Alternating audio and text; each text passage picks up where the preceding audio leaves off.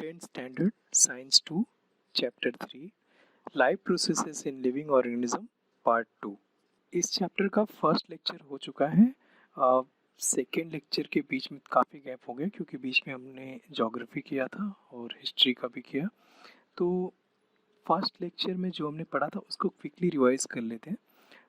इसमें हमने पढ़ा था कि फर्स्ट लेक्चर में asexual reproduction in unicellular organism, उसके 3 मेथड थे, और asexual reproduction in multicellular organism, उसके भी 5 मेथड थे। तो यूनिसेलुलर ऑर्गेनिज्म में जो 3 मेथड्स हमने स्टडी किए थे वो थे binary fission, multiple fission, budding. और जो मल्टीसेलुलर ऑर्गेनिज्म के 5 मेथड्स थे वो थे fragmentation, regeneration, budding, vegetative propagation, spore formation. तो आपको इनका डेफिनेशन और इनका थोड़ा एक्सप्लेनेशन याद करना है सबका, और एग्जाम्पल कौन से ऑर्गेनिज्म में किस टाइप का रिप्रोडक्शन होता है। इस लेक्चर में आज स्टडी करने वाले हम व्हाट इज सेक्सुअल रिप्रोडक्शन। उसमें 2 पार्ट हैं, गैमेट फॉर्मेशन, फर्टिलाइजेशन, वो एक्सप्लेन करेंगे, और उसके बाद सेक्सुअल रिप्रोडक्शन इन प्लांट, इसको हम डिटेल में पढ़ेंगे। ये बहुत इंपॉर्टेंट है इस चैप्टर का। इसका एक डायग्राम है तो वो इम्पोर्टेंट है। इसके अलावा उसका पूरा एक्सप्लेनेशन भी बहुत ज़्यादा इम्पोर्टेंट है।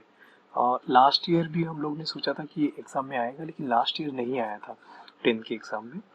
सब सारे स्कूल में और सारे जो प्रीलिम एग्ज़ाम हुए थे सब जगह पे इसको काफ़ी बार कराया गया था, जो फ्लावर का रिप्रोडक्टिव सिस्टम है, तो वो नहीं आया। तो इस बार मोस्ट इम्पॉर्टेंट है, ये आना ही है इस बार, तो इसको आपको अच्छे से करना होगा। और फिर इसके बाद लास्ट जो हम इस लेक्चर में कवर करेंगे वो ह्यूमन का रिप्रोडक्टिव सिस्टम, उसका इंट्रोडक्शन देख लेंगे।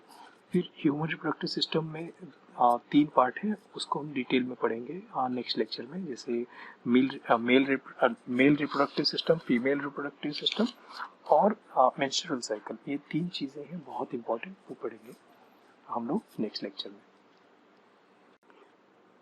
तो sexual reproduction always occurs with the help of 2 germ cells, female gamete and male gamete are those 2 germ cells।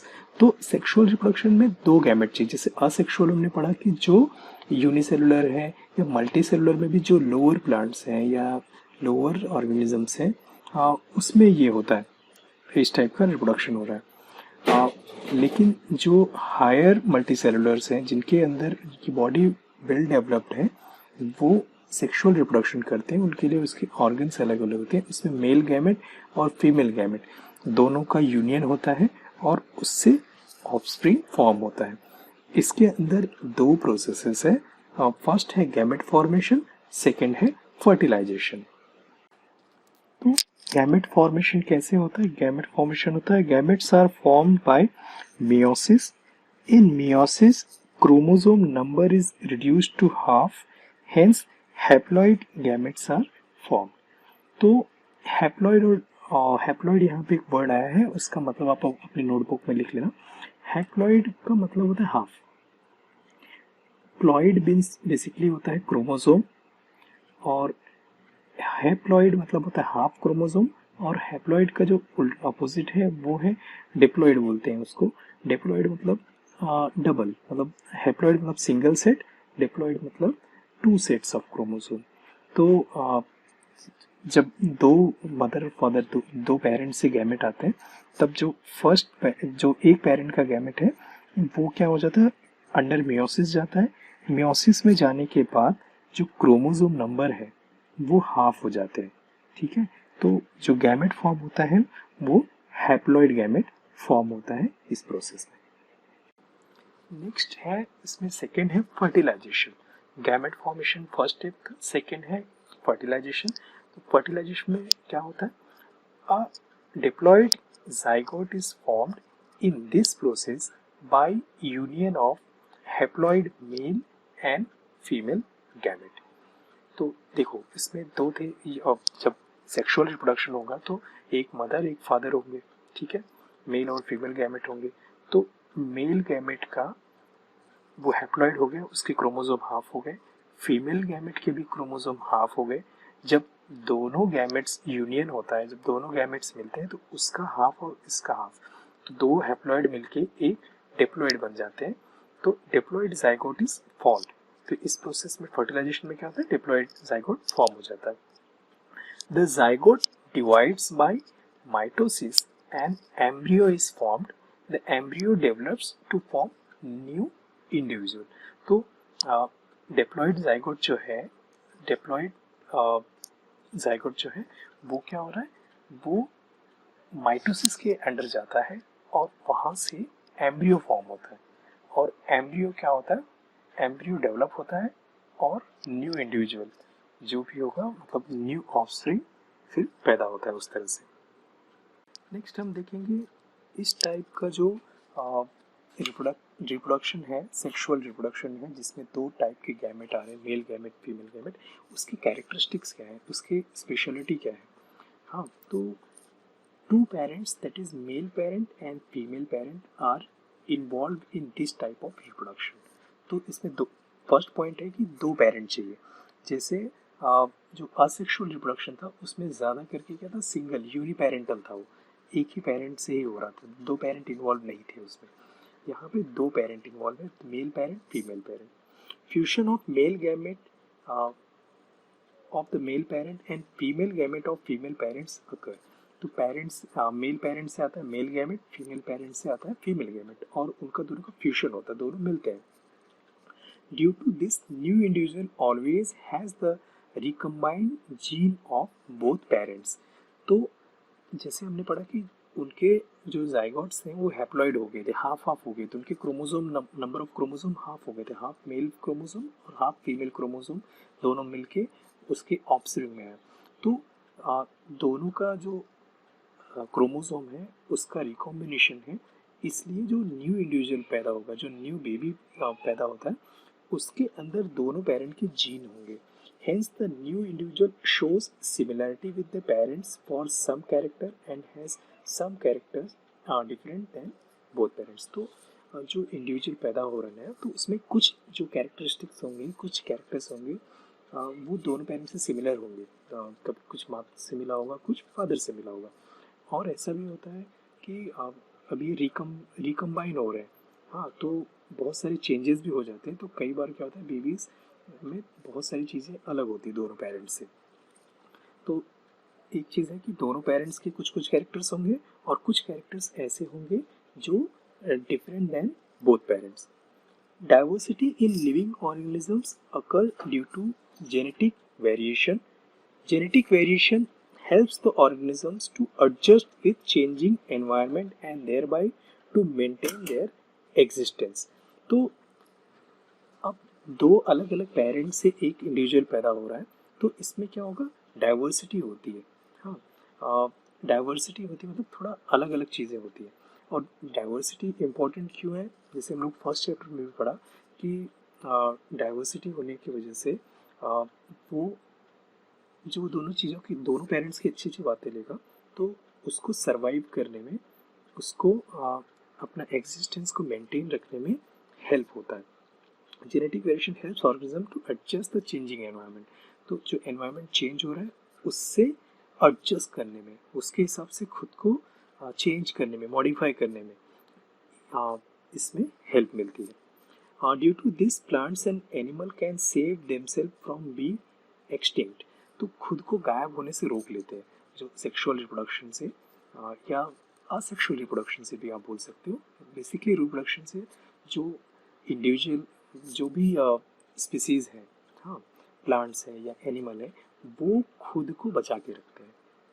तो यहाँ पे हम सेक्सुअल का पढ़ रहे थे, तो सेक्सुअल के जो इम्पोर्टेंस थे कि क्या क्या है, बेसिकली इसका आपको याद रखना है, दो पेरेंट इन्वॉल्व है, दोनों को कैरेक्टर होते हैं, और थर्ड पॉइंट है कि कुछ कैरेक्टर्स डिफरेंट होते हैं दोनों से। फोर्थ पॉइंट आपको याद रखना है कि इसकी वजह से क्या हो रहा है, वो लोग एनवायरनमेंट के साथ में जेनेटिक वेरिएशन की वजह से वो लोग ने खुद को बचा के रख सकते हैं। हाँ, वो लोग एडजस्ट करते हैं एनवायरनमेंट के साथ। इसी के नीचे दो क्वेश्चन है लेट्स थिंक वाले में, उसके जो आपका नया पोर्शन आया है उसमें इन दोनों क्वेश्चंस को ओमिट कर दिया है, निकाल दिया हुआ है, सेल्फ स्टडी में डाला हुआ है उसको। तो बेसिकली अब हम लोग देख लेते हैं क्योंकि एग्ज़ाम में भले ये नहीं आएंगे दोनों, लेकिन आपको जनरल नॉलेज के हिसाब से पता होना चाहिए, फिर आगे की क्लासेस में ये इम्पोर्टेंट होते हैं। तो फर्स्ट क्वेश्चन है, what would have been happened if the male and female gametes had been deployed। तो हमने ये जो फर्स्ट में पढ़ा था ना, इसमें दो प्रोसेस थे सेक्सुअल रिप्रोडक्शन के। फर्स्ट था गैमेट फॉर्मेशन। तो गैमेट फॉर्मेशन में हमने क्या देखा था कि जो गैमेट होते, मेल गैमेट और फीमेल गैमेट, दोनों किसके अंडर जाते हैं, मियोसिस। मियोसिस में जाने के बाद उनका जो क्रोमोसोम होता है वो हाफ हो जाता है। क्रोमोसोम हाफ होने का मतलब क्या है, वो हैप्लॉइड हो जाते हैं। तो इसमें पूछा कि अगर वो हैप्लॉइड ना होके मेल और फीमेल गैमेट दोनों डिप्लॉइड रहे तो क्या होगा। तो जब हैप्लॉइड थे तो दो हैप्लॉइड मिलके डिप्लॉइड बन गए थे, कंप्लीट हो गया था। लेकिन दोनों डिप्लॉइड है, मेल और फीमेल, तो जो गैमेट्स होंगे वो टेट्राप्लॉइड होंगे। टेट्रा मतलब होता है 4। जैसे तो टेट्राप्लॉइड होंगे, 4 गुना हो जाएंगे। तो ऐसे these such zygotes will show severe abnormality. तो जो बेबी पैदा होगा उसके अंदर बहुत सारी एबनॉर्मलिटीज होंगी, उसके क्रोमोसोम नंबर भी होंगे, सब गड़बड़ होंगे। तो वो कैसा होगा हम लोग प्रेडिक्ट नहीं कर सकते, खाली इतना प्रेडिक्ट कर सकते हैं वो नॉर्मल तो नहीं बेबी होगा। सेकेंड क्वेश्चन है, what would have been happened if any of the cells in nature had not been divided by meiosis. तो मियोसिस की वजह से जब डिवाइड नहीं होगा तो क्या होगा। If the meiosis does not happen, the gamete produced will be diploid. This will create abnormality। तो वही फर्स्ट वाले से रिलेटेड है। मियोसिस नहीं होगा तो जो गैमेट प्रोड्यूस होगा वो डिप्लॉइड होगा। तो अगर समझो फीमेल का डिप्लॉइड है और मेल का हैप्लॉइड है, तो जब ऐसा तो ट्राइप्लॉइड गैमेट हो जाएंगे तो वो भी एबनॉर्मल होगा। बेसिकली हम लोग को सही बेबी प्रोड्यूस करने के लिए जो मेल का हाफ मतलब हैप्लॉइड, फीमेल का हैप्लॉइड, फिर मिला के दोनों का डिप्लॉइड हो जाता है। अगर इसमें से कुछ अलग होगा तो फिर बेबी एबनॉर्मल हो जाएगा। इस चैप्टर का जो सबसे इम्पोर्टेंट पार्ट है, हमने पहले भी डिस्कस किया था, वो है सेक्सुअल रिप्रोडक्शन इन प्लांट्स। तो इसमें हम लोग एक पढ़ने वाले हैं फ्लावर का रिप्रोडक्टिव सिस्टम। इसमें जो डायग्राम है मोस्ट इम्पॉर्टेंट है। उसके जो पार्ट्स हैं, वो मेल पार्ट कौन से, फीमेल पार्ट कैसे कौन से, वो समझ लो और उसके हिसाब से डायग्राम याद करो तो आराम से याद हो जाएगा। और कौन सा पार्ट कौन सा काम करता है रिप्रोडक्शन में फ्लावर की, वो भी देख लेते हैं। Flower is the structural unit of sexual reproduction in plants. It consists of 4 floral whorls as calyx, corolla, androecium and gynoecium। तो फ्लावर जो है उस बेसिकली क्या देखें तो किसी भी प्लांट का सेक्सुअल रिप्रोडक्टिव जो है यूनिट है, उसी से ही प्लांट्स में सेक्सुअल रिप्रोडक्शन होता है बिकॉज ऑफ फ्लावर। तो फ्लावर हैज़ 4 पार्ट्स, तो उसके 4 पार्ट हैं, कंसिस्ट ऑफ 4 फ्लोरल वॉल्स। वो हैं calyx, corolla, androecium and gynoecium. They arranged in sequence from outside to inside. इसका मतलब हो गया, देखो आप डायग्राम में भी देखो तो जो ये जो चारों हैं कैलिक्स, कोरोला, एंड्रोशियम और गाइनोशियम, ये चारों आउटसाइड टू इनसाइड इस हिसाब से अरेंज किए हुए। मतलब फ्लावर के सबसे आउटर साइड में होगा कैलिक्स, फिर कैलिक्स के अंदर होगा कोरोला और कोरोला के अंदर है एंड्रोशियम और सबसे इंटीरियर पार्ट जो सबसे अंदर का पार्ट है वो है gynoecium. Androecium and gynoecium are called essential whorl because they perform the function of reproduction, whereas calyx and corolla are called as accessory whorl because they are responsible for protection of inner whorls। तो जो सबसे important जो reproduction में जो important wall है वो है androecium और गाइनोशियम, ठीक है। और जो बाकी के दो है, जैसे कैलिक्स सबसे आउटर पार्ट है, कैलिक्स के बाद कौन सा है सेकेंड, कोरोला। तो कैलिक्स और कोरोला जो है वो है एक्सेसरी वॉल, मतलब एक्सेसरी है बेसिकली फ्लावर के। वो किस लिए काम करते हैं, वो इनर वॉल, इनर अंदर साइड में दो चीज़ें हैं, एक है एंड्रोशियम, सेकंड है गाइनोशियम, तो उन दोनों को प्रोटेक्ट करते हैं। और आप देखोगे कि जो कैलिक्स और कोरोला है वो क्या करेंगे, फ्लावर को प्रोटेक्ट करते हैं। और ये एक्सेसरी है, देखने में भी जो भी इसका कलर वगैरह होगा वो कैलेक्स और कोरोला के हिसाब से आता है। तो वो फ्लावर को ब्यूटीफाई करने के लिए, उसको अच्छा दिखाने का काम करते हैं। लेकिन जो रिप्रोडक्शन का काम होता है वो तो अंदर की जो वॉल है एंड्रोशियम और गायनोशियम, वो दोनों करते हैं। Members of calyx are called as sepals and they are green coloured. जो कैलेक्स है, जो सबसे आउटर वाला वॉल है, वॉल बेसिकली होता है राउंड, हाँ, जो राउंड के जैसे, या फिर कॉइल या हेलिकल स्ट्रक्चर जो होता है, स्पाइरल स्ट्रक्चर। तो वो जो राउंड है, सबसे आउटर वाला जो कॉइल वाला स्ट्रक्चर है, उसको बोलते हैं कैलेक्स। और कैलेक्स के जो मेंबर हैं they are called as sepals, और सेपल्स होता है ग्रीन कलर का।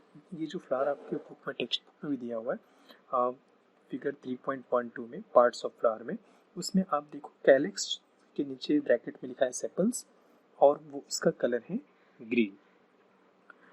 Members of corolla are called as petals and they are various colored। तो जो फ्लावर के पेटल्स होते हैं ना, जो उसकी पंखुड़ियाँ होती हैं, वो उसका जो साइंटिफिक नेम है उसका, उसको बोलते हैं कोरोला, ठीक है।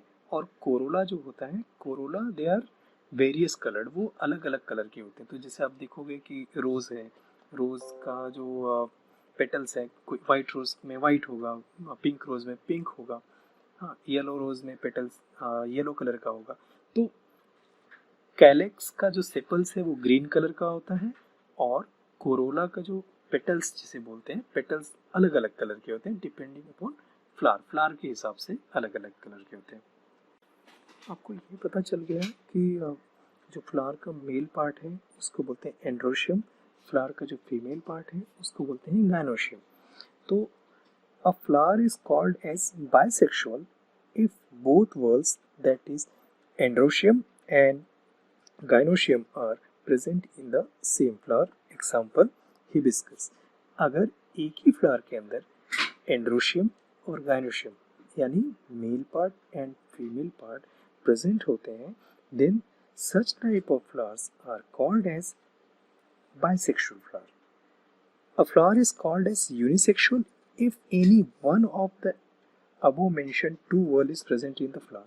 तो अगर फ्लावर में आइदर गायनोशियम रहे या रहे एंड्रोशियम, तो इस टाइप के फ्लावर को बोलते हैं यूनिसेक्सुअल फ्लावर। तो इसमें बेसिकली जिसमें एंड्रोशियम होता है उसको बोलते हैं मेल फ्लावर, जिसके अंदर गायनोशियम होता है उसको बोलते हैं फीमेल फ्लावर। तो यहाँ पे टेक्स्ट बुक में पेज नंबर 26 पे 3.1213 फिगर नंबर है, उसमें दिया है कि जो पपैया होता है, पपैया के दोनों फ्लावर होते हैं, मेल फ्लावर अलग होता है और फीमेल पपैया का फ्लावर अलग होता है। पेज नंबर 27 पे हम लोग आते हैं, वहाँ पे टॉप पे दो और टर्म्स हैं, एक है पेडिसिल या पेडिसिलेट और दूसरा है सिसाइल। तो पेडिसिलेट और सिसाइल ये दो टाइप के फ्लावर क्या होते हैं? Many flower have the stalk for support such as pedicel and such flowers are called pedicellate, whereas flowers without stalk is called as sessile। तो जैसे यहाँ पे देखो आप पेज नंबर 3.12 पे पार्ट ऑफ फ्लावर में जो जिसमें मेल पार्ट फीमेल पार्ट सब बताया गया है, जो हिबिस्कस फ्लावर है उसमें नीचे देखो कैलेक्स जो सेपल है, सेपल के नीचे ऐसा थोड़ा सा बाहर निकला हुआ पार्ट है, उसको बोलते हैं पेडिसिल। तो जिसके अंदर पेडिसिल होता है, पेडिसिल वाले टाइप के फ्लावर को बोलते हैं पेडिसिलेट, और जिन फ्लावर्स के अंदर इस टाइप का सपोर्ट नहीं होता है उस टाइप के फ्लावर को बोलते हैं सेसाइल। नेक्स्ट है एंड्रोशियम और गायनोशियम के बारे में डिटेल में। Androecium is male whorl and its members are called as stamens. तो उसको स्टेमेन बोलते हैं, एंड्रोशियम के जो मेंबर्स होते हैं। और स्टेमेन के दो पार्ट होते हैं, वो होते हैं एंथर और filament. Gynoecium is a female whorl and its members are called as carpels. तो कार्पेल के तीन पार्ट होते हैं, स्टिग्मा, स्टाइल और ओवरी। तो members of gynoecium are called as carpel, these may be separate or united। Ovary is present at the basal end of each carpel। तो आपको reference के लिए पेज नंबर 26 का 3.12 फिगर ही आप देखोगे साथ में, तो आपको क्लियर होते जाएगा। तो जो गायनोशियम होता है मीन्स जो फीमेल पार्ट है फ्लावर का, उसका उसके बेस पे, उसके नीचे जो होता है वो होता है ओवरी। वहां पे आप देखो ओवरी करके मार्क किया हुआ है। A hollow style comes up from the ovary. Stigma is present at the tip of style. तो आप वहां पे देखो ओवरी से ओरिजिनेट होता है, ओवरी से ऊपर जाता है स्टाइल, और स्टाइल के एकदम टिप पे होता है स्टिग्मा। तो ये जो हमने जो वर्ल था जिसको हमने गायनोशियम कहा है, गायनोशियम के 3 पार्ट हैं। ओवरी सबसे नीचे है, उसी पेज नंबर 26 का फिगर नंबर 3.1 ही आप देखते रहो। तो उसमें देखो एकदम नीचे ओवरी है, ओवरी से ऊपर ऐसे हॉलो, मतलब अंदर जिसकी जगह हो ऐसा ट्यूब के जैसा हॉलो स्टाइल है, वो ऊपर तक गया है। और स्टाइल के ऊपर, स्टाइल के टिप पे जो पार्ट है उसका नाम है स्टिग्मा। ओवरी कंटेन्स वन और मेनी ओव्यूल्स। ओवरी के अंदर एक ओव्यूल या बहुत सारे ओव्यूल हो सकते हैं। Embryo sac is formed in each ovule by meiosis. तो वहां पे एम्ब्रियो फॉर्मेशन होता है, कहाँ पे? ओवरी में। कौन से प्रोसेस से? By meiosis.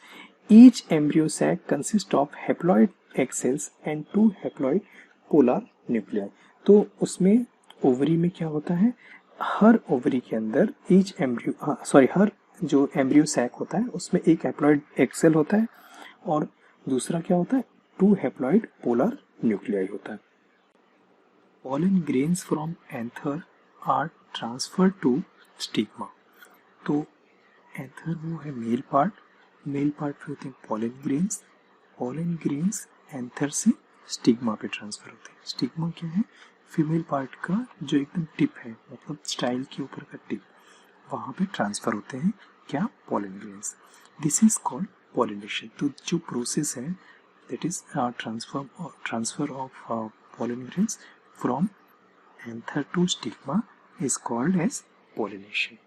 Pollination occur with the help of abiotic agents like wind, water.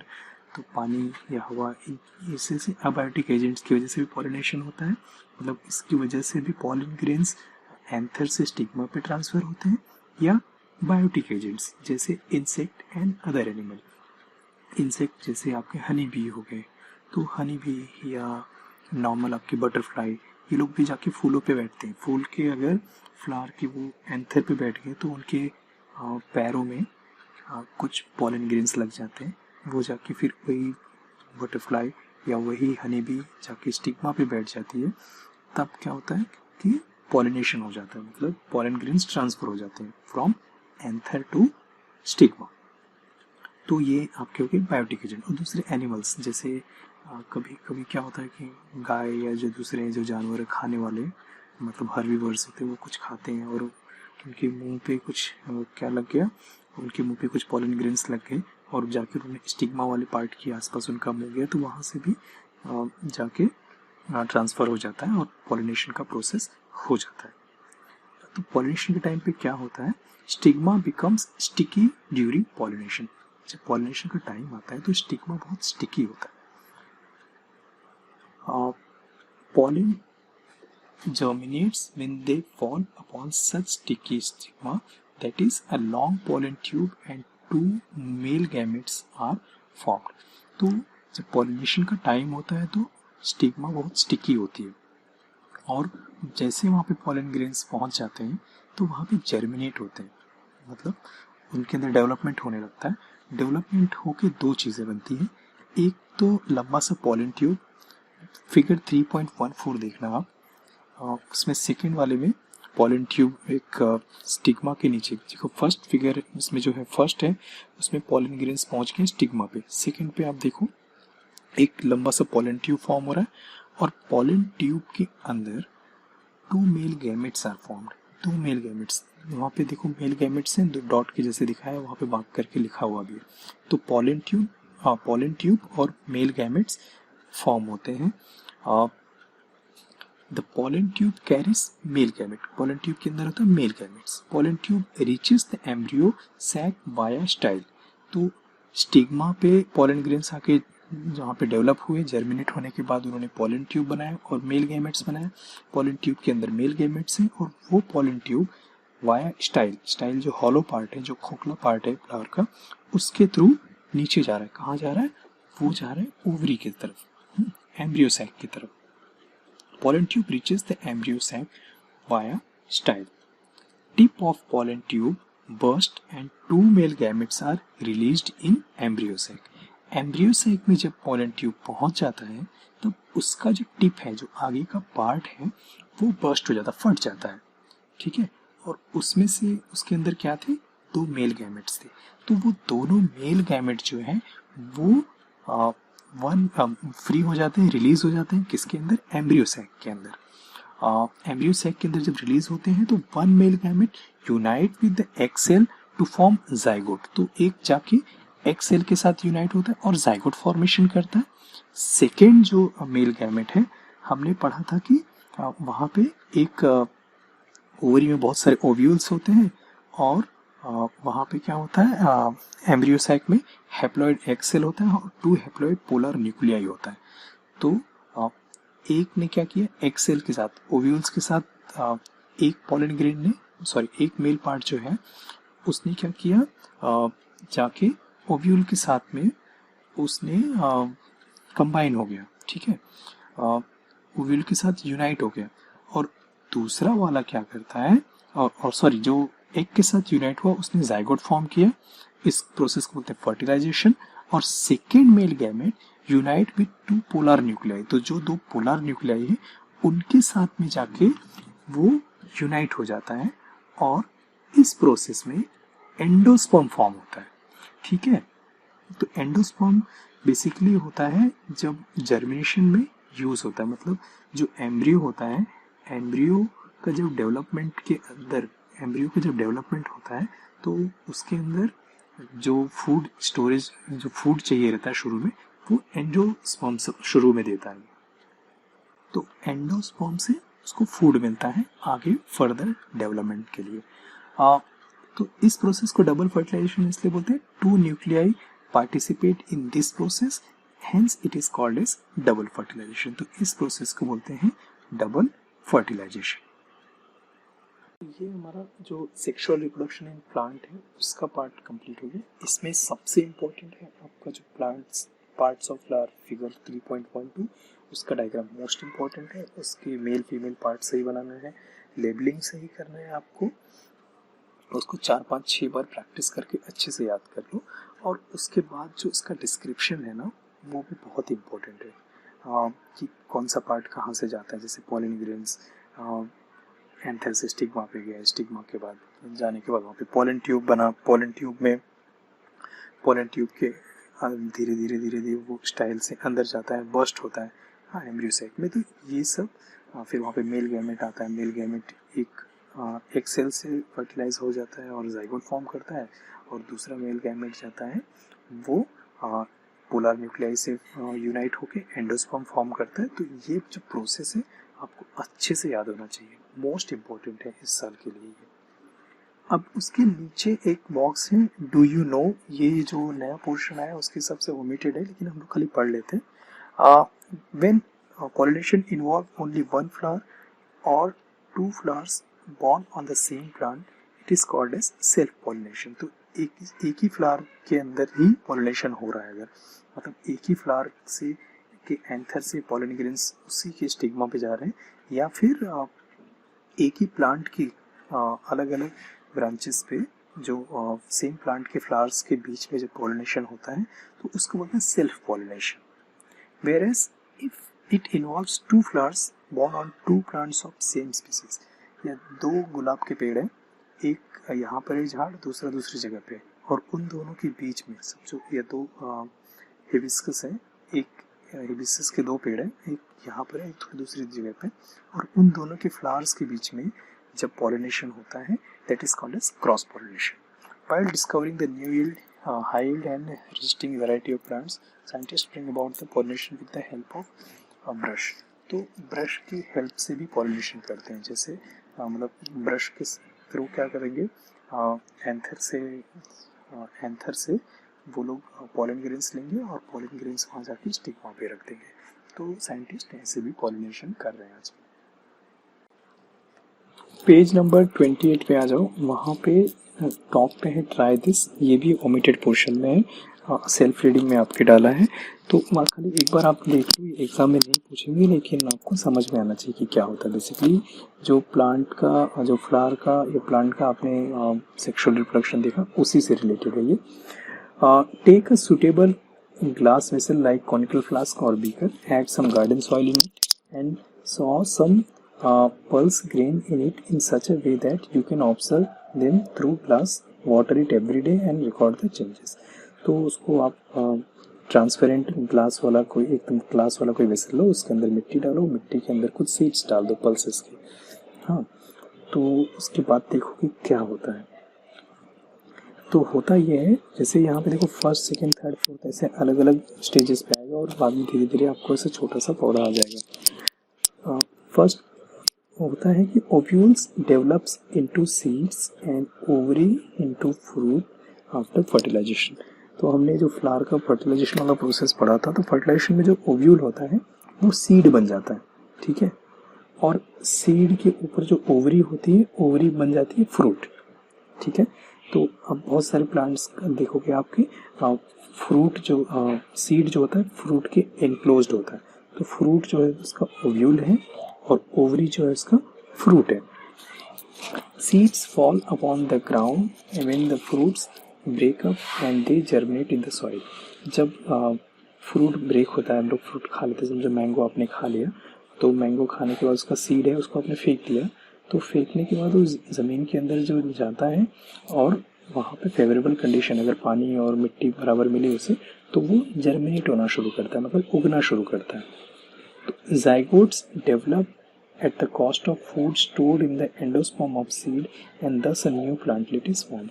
तो हमने वही पढ़ा था कि जो एंडोस्पर्म भी होता है, एंडोस्पर्म के अंदर होता है फूड स्टोर्ड होता है। वो फूड जो होता है इनिशियल डेवलपमेंट, किसी भी प्लांट के इनिशियल डेवलपमेंट में हेल्प करता है। जैसे आप स्प्राउट्स वगैरह के एग्जांपल देखोगे कि जो मूंग के स्प्राउट्स होते हैं, मूंग या चने के स्प्राउट्स आप देखोगे तो कुछ दिन भिगा के रखोगे, उसके बाद उसके अंदर वाइट वाइट कलर के स्प्राउट्स आने लगते हैं। वो स्प्राउट्स जो है वो जर्मिनेट हो रहे हैं और उसके अंदर एंडोस्पर्म का फूड स्टोर है, कुछ दिनों तक उसको फूड मिलता है, कुछ दिनों तक स्प्राउट्स आते हैं। अगर उसे मिट्टी मिली तो प्लांटलेट बन जाएगा, नहीं मिलेगी तो फिर वो ख़त्म हो जाता है। तो this is called seed germination. तो इस तरह से सीड का जर्मिनेशन होता है। नेक्स्ट लेक्चर में हम पढ़ने वाले हैं sexual reproduction in human being. Human being में कैसे सेक्सुअल रिप्रोडक्शन होता है, उसमें 3 इंपॉर्टेंट टॉपिक्स हैं जो हमको कवर करना है। वो है ह्यूमन मेल रिप्रोडक्टिव सिस्टम, तो पूरा रिप्रोडक्टिव सिस्टम विद डायग्राम दोनों इंपॉर्टेंट है। फिर तीसरा ह्यूमन फीमेल रिप्रोडक्टिव सिस्टम, इसमें पूरा इसका डिस्क्रिप्शन और इसका डायग्राम है, वो इम्पॉर्टेंट है। और इसमें थर्ड जो मोस्ट इम्पॉर्टेंट है वो है मेंस्ट्रुअल साइकिल। तो ये 3 पार्ट हम लोग अगले लेक्चर में कवर करेंगे और उसके बाद एक और लेक्चर लगेगा जो मॉडर्न टेक्नोलॉजीज हैं रिप्रोडक्शन की, वो खत्म करेंगे या देखेंगे। अगर उसी चैप्टर के साथ इसी लेक्चर में हो जाएगा तो वो कोशिश करेंगे उसी के साथ हो जाए। आज का जो आप लोग का होमवर्क है वो है sketch and label diagram of flower with it sexual reproductive organ.